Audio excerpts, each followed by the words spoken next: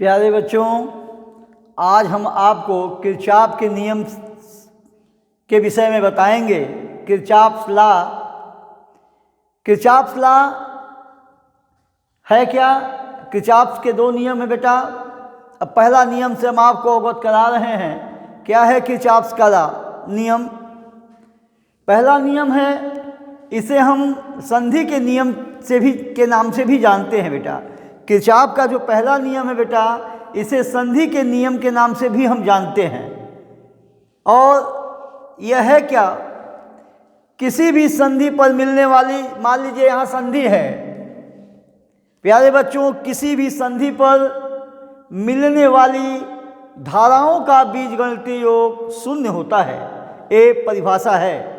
लेकिन परिभाषा की स्थिति में बेटा हम यह भी कह सकते हैं, किसी भी संधि पर आने वाली धारा तथा संधि से होकर जाने वाली धारा का मान आपस में बराबर होता है। यह भी परिभाषित इस ढंग से भी कर सकते हैं, किसी भी संधि पर मिलने वाली धाराओं का बीजगणितीय योग शून्य होता है। ये विशुद्ध परिभाषा है।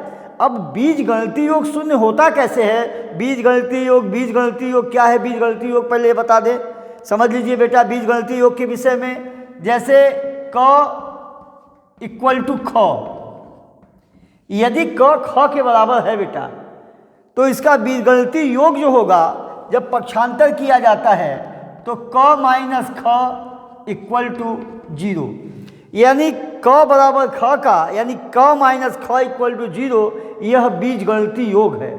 स्पष्ट हो गया बेटा?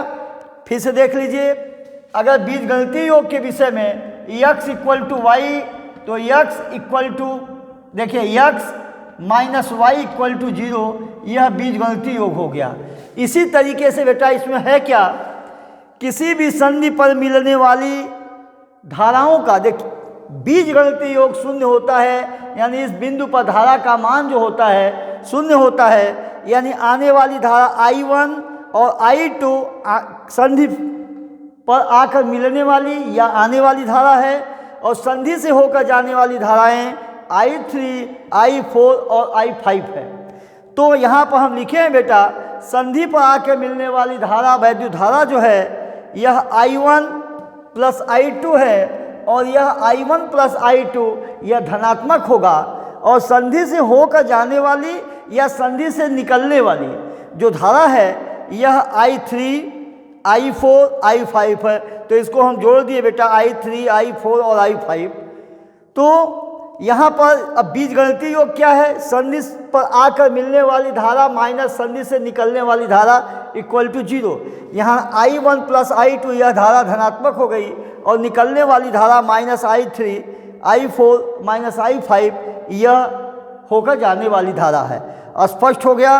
अब देखिए, इसे हम संधि के नियम के नाम से भी जानते हैं। तो यह किरचॉफ का पहला नियम से हम अवगत कराए बेटा। अब हम किरचॉफ के दूसरे नियम के विषय में आपको बताएंगे।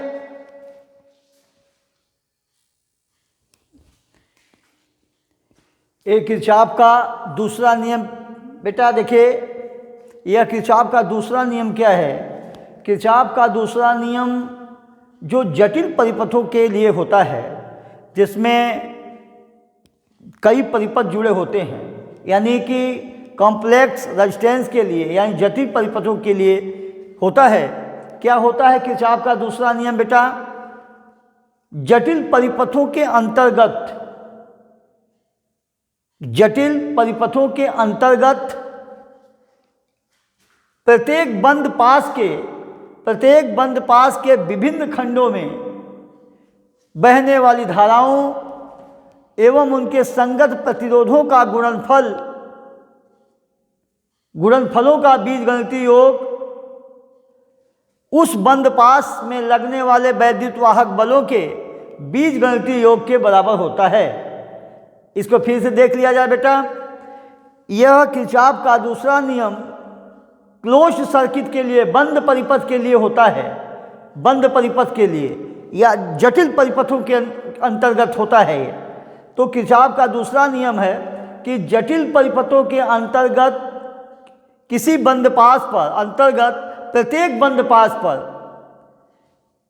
प्रत्येक बंद पास के विभिन्न खंडों में बहने वाली धाराओं एवं उनके संगत प्रतिरोधों का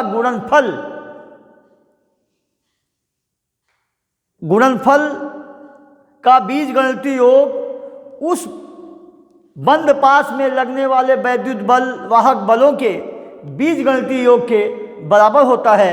अतः ये सिग्मा आई आर है, यह आर रेजिस्टेंस है, आई धारा है, यहाँ ई जो है वैद्युत वाहक बल है। अतः sigma I R equal to sigma E R. कहने का मतलब बाबू, यह किरचॉफ का जो दूसरा नियम है इसे हम वोल्टता के नियम के नाम से भी जानते हैं और इसी को हम ऊर्जा संरक्षण के नियम के नाम से भी जानते हैं। यह किरचॉफ का नियम यह बंद परिपथ के लिए या जटिल परिपथों के लिए होता है।